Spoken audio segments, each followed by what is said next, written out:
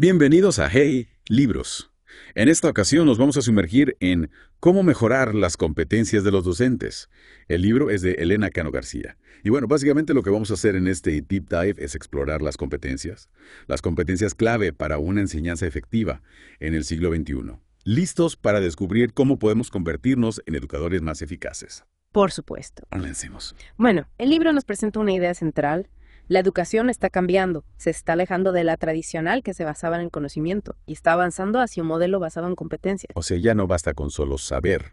Exacto. Ahora se trata de saber hacer, de aplicar ese conocimiento a situaciones reales. Exactamente. Cano García lo describe como la importancia de ser junto con saber. Un docente del siglo XXI no solo domina su materia, sino que también posee habilidades para transmitirla y ser un modelo a seguir para sus estudiantes. Tiene mucho sentido. Pero, ¿cómo define el libro este concepto de competencia? Me imagino que no se refiere solo a saber usar una computadora. Tienes razón. El libro explora varias definiciones de competencia, pero todas coinciden en que se trata de una combinación de conocimientos, habilidades y actitudes que nos permiten desenvolvernos eficazmente en un contexto específico. Y aquí viene lo interesante. Las competencias son transferibles. Lo que aprendes en un área puede aplicarse a otras. Eso es genial. Significa que al desarrollar nuestras competencias nos volvemos más versátiles y adaptables a los cambios. ¿Y cómo se traduce todo esto en el rol del docente? Bueno, el libro lo divide en dos tareas principales: mediar en los procesos de enseñanza-aprendizaje y ser un experto en su disciplina. Imagina al docente como un puente entre el conocimiento y el alumno, pero al mismo tiempo un referente en su campo. Un doble rol, que sin duda requiere de un amplio abanico de habilidades. Y me imagino que no podemos olvidar el contexto social en el que se desenvuelve el docente. Por supuesto.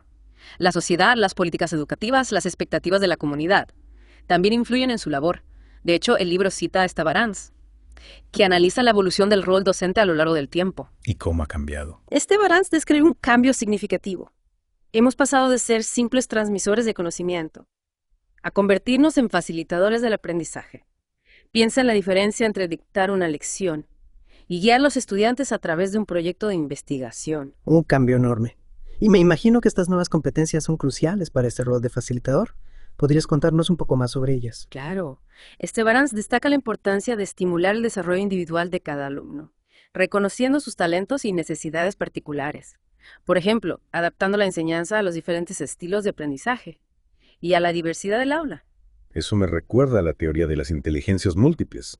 Ya no se trata de un modelo único para todos, ¿verdad? Exacto. También se menciona la importancia de promover el aprendizaje autorregulado, donde los alumnos aprenden a gestionar su propio proceso de aprendizaje, a ser más independientes y responsables. Es decir, darles las herramientas para que puedan aprender por sí mismos, incluso fuera del aula.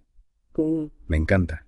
¿Y qué más? Finalmente, Barans resalta el valor del aprendizaje cooperativo, donde se fomenta el trabajo en equipo y la colaboración entre pares. Esto no solo desarrolla habilidades sociales, sino que también enriquece el proceso de aprendizaje al compartir diferentes perspectivas. Me parece que estas competencias reflejan una visión más integral y humanista de la educación. Pero con tantas habilidades a desarrollar, ¿cómo podemos organizarlas? ¿Cómo saber por dónde empezar? Para eso el libro nos presenta diferentes clasificaciones de competencias docentes. Por ejemplo, Zabalza propone 4 categorías: cognitivas, Calológicas. actitudinales y participativas. Bueno, bastante completo. ¿Podrías explicarnos un poco más sobre cada categoría? Claro, las competencias cognitivas se refieren a la capacidad del docente para comprender y aplicar el conocimiento de su disciplina, es decir, su dominio de la materia que enseña. Claro, eso es fundamental. ¿Y las metodológicas? Estas se centran en las estrategias y técnicas que el docente utiliza para enseñar. Por ejemplo, cómo planifica sus clases, cómo utiliza los recursos didácticos, cómo evalúa el aprendizaje, etc. Es decir, la caja de herramientas que utiliza para guiar el proceso de aprendizaje. ¿Y qué hay de las actitudinales? Las competencias actitudinales se refieren a las disposiciones y valores del docente, su actitud hacia la enseñanza, hacia los alumnos, hacia la innovación, hacia la colaboración. Etcétera. Es decir, la energía que transmite en el aula. Exacto. Yeah. Y finalmente, las competencias participativas se refieren a la capacidad del docente para involucrarse en la comunidad educativa, su disposición a colaborar con colegas, familias y otros agentes sociales. Me parece una clasificación muy completa, que abarca desde el conocimiento hasta la actitud del docente. Pero me pregunto, ¿cómo podemos desarrollar estas competencias en la práctica? Justamente a eso nos dedicaremos en la siguiente parte de nuestro Deep Dive. El libro de Cano García no se limita a la teoría. sino que nos ofrece estrategias concretas para convertirnos en mejores docentes. Estoy deseando descubrirlas. Nos vemos en la segunda parte de este apasionante viaje por las competencias docentes. De vuelta en Hey, libros. ¿Listos para explorar algunas estrategias prácticas para fortalecer esas competencias docentes que mencionábamos? Totalmente. Me quedé pensando en cómo aplicar todo esto en mi día a día. A veces la teoría es genial, pero aterrizarlo en la práctica puede ser un desafío. Entiendo. Por eso el libro dedica capítulos enteros a competencias específicas, como la planificación y organización del trabajo. Un punto de partida crucial, ¿no crees? Sin duda. ¿Recuerdas esa anécdota de la directora de departamento ahogada en tareas? Seguro muchos nos identificamos. Totalmente. El libro lo usa para ilustrar cómo la falta de organización nos lleva al estrés y la ineficiencia. Pero no te preocupes. También ofrece soluciones. Llevas una agenda detallada. La verdad no soy muy organizado. A veces anoto cosas en papeles sueltos, pero luego los pierdo. El libro insiste en la importancia de una agenda, para visualizar todas nuestras tareas y compromisos. Es como tener un mapa para navegar el caos. Suena lógico, pero con tantas responsabilidades, ¿cómo saber por dónde empezar? Todo parece urgente. Ahí está la clave. El libro nos recuerda que no todo lo urgente es importante, y nos presenta las 4 cuadrantes de Covey. Tareas urgentes e importantes. Importantes pero no urgentes. Urgentes pero no importantes. Y ni urgentes ni importantes. Espera. Necesito visualizarlo. ¿Cómo puedo aplicar eso a mi trabajo? Imagina que tienes que preparar una clase, corregir exámenes, atender una reunión y responder correos electrónicos. ¿Cuál de estas tareas te lleva a tus metas a largo plazo? Preparar la clase sin duda.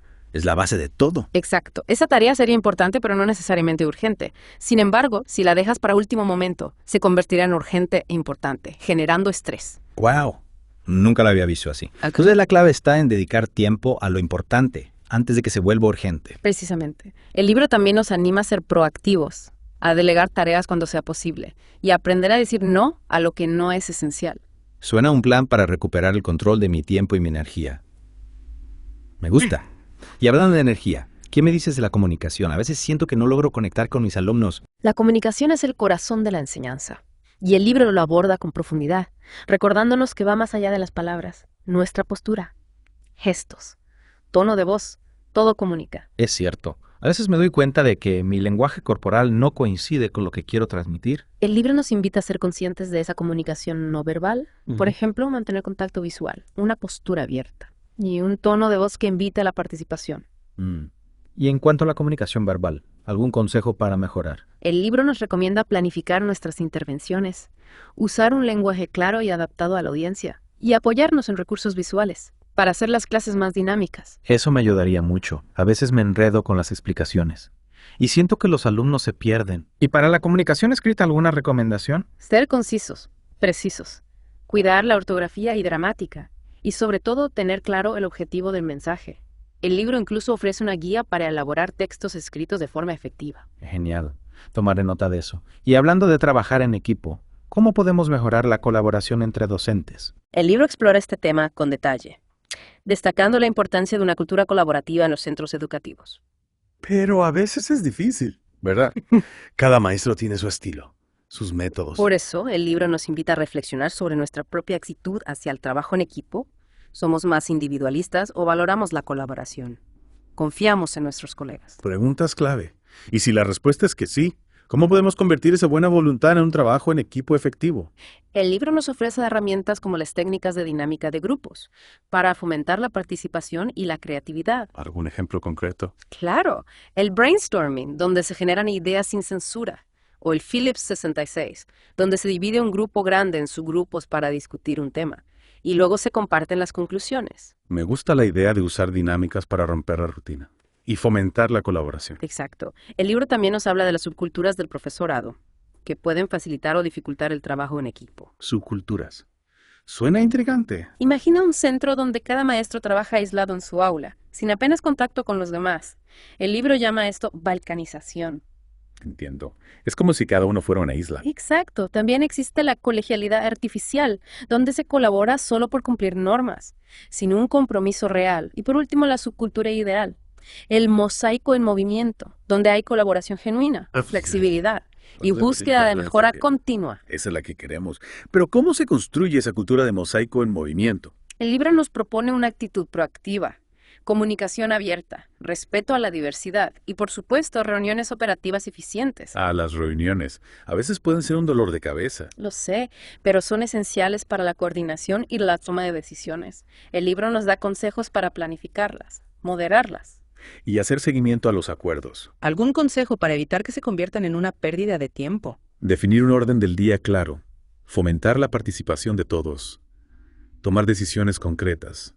Y hacer un acta con los puntos clave. Tomaré nota. Y ya que hablamos de desafíos, ¿qué nos dice el libro sobre la resolución de conflictos en un ambiente escolar? Son inevitables. Totalmente. El libro nos ayuda a entender que los conflictos no son necesariamente negativos, pueden ser oportunidades de aprendizaje y crecimiento si se abordan de forma constructiva. ¿Cómo podemos hacerlo? El libro nos presenta estrategias para la resolución de conflictos, empezando por identificar el tipo de conflicto. Es un conflicto de valores, de intereses, de información, de relaciones interpersonales. Claro, cada tipo de conflicto requiere un enfoque diferente. Exactamente. También nos recomienda analizar las causas del conflicto, desarrollar habilidades de comunicación asertiva para expresar nuestras necesidades y opiniones con respeto. Y si la situación se complica, ¿qué herramientas tenemos?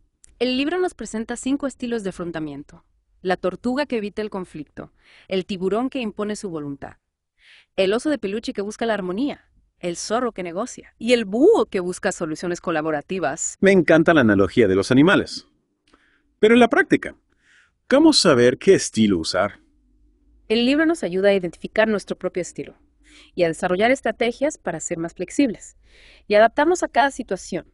También nos presenta un modelo de mediación para facilitar el diálogo entre las partes. Suena muy útil para calmar las aguas y llegar a un acuerdo. Exacto. El libro nos ofrece un mapa para navegar por el complejo mundo de los conflictos, transformándolos en oportunidades para mejorar las relaciones. Increíble. Y ahora hablando de un mundo que avanza a pasos agigantados, ¿qué nos dice el libro sobre las nuevas tecnologías? Prepárate para una inmersión en el mundo digital. El libro nos recuerda que las TICs no son solo herramientas, sino un cambio de paradigma en la educación. Un cambio que nos desafía como docentes, ¿verdad? Sin duda. El libro nos plantea la necesidad de desarrollar nuestra propia competencia digital, de adaptarnos a las nuevas formas de aprender y de enseñar, y de garantizar el acceso equitativo a las TICs para todos los alumnos. Un gran reto sin duda. ¿Qué estrategias nos propone para navegar este nuevo mundo digital? El libro nos habla de los 3 niveles de competencia tecnológica: alfabetización informática, uso profesional y uso avanzado. Nos anima a desarrollar nuestras habilidades de forma progresiva, adaptándonos a nuestras necesidades y al contexto educativo. Es decir, no se trata de convertirnos en expertos en tecnología de la noche a la mañana, sino de ir incorporando las TIC a nuestra práctica docente de forma gradual. Exacto. El libro también nos ofrece estrategias para buscar, seleccionar, analizar e interrelacionar información en el entorno digital, habilidades cruciales en la era de la sobrecarga informativa. Con tanta información disponible, es fácil perderse. No sé. Por eso el libro nos recuerda que las TIC deben estar al servicio de la educación, y no al revés. Debemos usarlas con responsabilidad Creatividad. y espíritu crítico. Un gran recordatorio. Y hablando de responsabilidad, el libro también nos invita a cuidar de nosotros mismos, ¿verdad? Así es. El capítulo dedicado al autoconcepto y la autoestima nos recuerda que para ser buenos docentes, debemos sentirnos bien con nosotros mismos. A veces con tantas exigencias, olvidamos cuidarnos. El libro nos anima a reflexionar sobre la imagen que tenemos de nosotros mismos. Nos vemos como profesionales competentes, confiamos en nuestras habilidades, nos sentimos valorados. Esas son preguntas que todos deberíamos hacernos. Y si la respuesta no es positiva, ¿qué podemos hacer? El libro nos propone estrategias para fortalecer nuestra autoestima, conocernos a nosotros mismos, identificar nuestras fortalezas, celebrar nuestros logros, practicar la autocompasión. Pequeños pasos que pueden hacer una gran diferencia. Y si el agotamiento nos acecha, ¿qué nos recomienda? El libro nos recuerda que el autocuidado no es un lujo, sino una necesidad. Debemos cuidar nuestra salud física y mental para poder cuidar de nuestros alumnos. Dormir lo suficiente, comer sano, hacer ejercicio. Consejos básicos pero fundamentales. Y hablando de lo básico, ¿qué nos dice el libro sobre la autoevaluación? Prepárate para un viaje de autodescubrimiento profesional. El libro nos invita a convertir la autoevaluación en un hábito, para el desarrollo profesional continuo. Pero a veces da miedo mirarnos al espejo, ¿Verdad? identificar nuestros errores. La autoevaluación no se trata de juzgarnos, sino de aprender de nuestras experiencias. El libro nos ofrece diferentes instrumentos para facilitar el proceso: diarios reflexivos, portafolios, Rúbricas de autoevaluación. Un montón de recursos. ¿Y cómo podemos asegurarnos de que la autoevaluación nos lleve a una mejora real? El libro nos presenta el ciclo PDCA: planificar, hacer, verificar y actuar. Un ciclo que nos ayuda a convertir la información en conocimiento y el conocimiento en acción. Me encanta. Es como un GPS para nuestro desarrollo profesional. Exacto. Y con esto llegamos al final de nuestro recorrido por las estrategias clave para mejorar las competencias docentes. ¿Te sientes inspirado para ponerlas en práctica? Totalmente. Tengo un montón de ideas para aplicar en mi aula y en mi vida profesional. Me alegro. Recuerda que el camino hacia la excelencia docente es un viaje continuo de aprendizaje y crecimiento. Y que este libro nos ha dado un mapa fantástico para guiarnos. Exacto. Ahora te toca a ti explorar este mapa y crear tu propia ruta hacia el éxito docente. Un viaje que continuaremos en la última parte de nuestro Deep Dive. De regreso en Hey, libros para la última parte de nuestra inmersión en cómo mejorar las competencias de los docentes. Preparado para seguir explorando estrategias que nos impulsen como educadores. Más que preparado. Me has dejado con la intriga de cómo podemos llevar la autoevaluación a un nivel más profundo. A veces me quedo en la superficie, sin saber cómo traducir mis observaciones en acciones concretas. Entiendo perfectamente. El libro nos recuerda que la autoevaluación no termina con la simple observación. Es un proceso activo que nos lleva a analizar la información, identificar patrones y, sobre todo, crear un plan de acción. Eso es lo que me faltaba. Un plan. Pero con tantas herramientas de autoevaluación, ¿por dónde empezar? ¿Recuerdas que mencionaste los diarios reflexivos? ¿Cómo pueden ayudarnos? Imagina el diario como un espacio para dialogar contigo mismo. Allí puedes plasmar tus experiencias, reflexiones, dudas e ideas sobre tu práctica docente. Es como un mapa de tu recorrido, que te permite identificar patrones y áreas de mejora. Interesante. ¿Y qué me dices de los portafolios? No son solo para estudiantes. Para nada. Un portafolio docente te permite recopilar evidencias de tu trabajo, planificaciones, materiales, trabajos de alumnos, evaluaciones. Es una forma de visualizar tu progreso y compartirlo con otros. Ya veo. Es como una vitrina donde mostrar lo que hemos aprendido y lo que somos capaces de hacer. Y las rúbricas de autoevaluación, cómo funcionan en la práctica. Las rúbricas te ayudan a ser más objetivo al evaluar tu desempeño. Definen criterios específicos para cada competencia, lo que te permite identificar con mayor precisión tus fortalezas y debilidades. Suena muy útil para evitar la autocrítica excesiva, o por el contrario, la autocomplacencia. ¿Y qué de la grabación de clases? A algunos docentes les puede parecer intimidante. Es cierto. Pero grabar una clase y luego analizarla con ojo crítico puede ser muy revelador. Te permite observar tu comunicación, metodología, la interacción con los alumnos, detalles que a veces pasan desapercibidos en el momento. Entiendo. Es como tener una lupa para analizar nuestra práctica docente. Y por último, ¿qué me dices de la observación entre pares? ¿Cómo podemos implementarla de forma efectiva? La clave está en la confianza y el respeto mutuo. Busca un colega con quien te sientas cómodo. Acuerden criterios de observación y dense retroalimentación constructiva. Aprender de la experiencia de otros enriquece nuestra propia práctica. Me encanta la idea de convertirnos en aprendices de nuestros colegas. Y con toda esta información recopilada, ¿cómo la transformamos en acción? ¿Cómo creamos ese plan que mencionabas? Ahí es donde entra el ciclo PDCA, que nos propone 4 pasos: planificar, hacer, verificar y actuar. Primero, definimos objetivos concretos. Luego implementamos acciones para alcanzarlos. Después verificamos si nuestras acciones están dando los resultados esperados. Y por último, ajustamos nuestro plan en función de lo aprendido. Es como un ciclo de mejora continua. Me gusta la idea de que la autoevaluación no es un punto final, sino un punto de partida para seguir creciendo. Exacto. El libro nos invita a convertir la autoevaluación en un hábito, en una herramienta para convertirnos en la mejor versión de nosotros mismos como docentes. Un mensaje inspirador para cerrar nuestro Deep Dive. ¿Qué te parece si resumimos las ideas clave que hemos explorado en este viaje por cómo mejorar las competencias de los docentes? Me parece perfecto. Hemos visto que la educación actual demanda un nuevo tipo de docente. Un docente que no solo domina su materia, sino que también posee un amplio abanico de competencias, desde la planificación y organización del trabajo, hasta la comunicación efectiva, el trabajo en equipo, la resolución de conflictos, el manejo de las nuevas tecnologías, la autoconfianza. El autocuidado y la autoevaluación. Un verdadero desafío, ¿verdad? Pero este libro nos ha brindado un mapa, una brújula y las herramientas necesarias para emprender este apasionante viaje hacia la excelencia docente. Y recuerda, la clave está en la mejora continua, en la reflexión crítica sobre nuestra práctica y en la búsqueda constante de nuevas estrategias para afrontar los desafíos de la educación. Un gran mensaje para nuestros oyentes. Los invitamos a seguir explorando este libro, a poner en práctica sus consejos y a compartir sus experiencias con otros docentes. Juntos podemos construir una comunidad educativa más fuerte. y más preparada para los retos del siglo XXI. Hasta la próxima. Y que la pasión por la educación los acompañe siempre. Delicioso.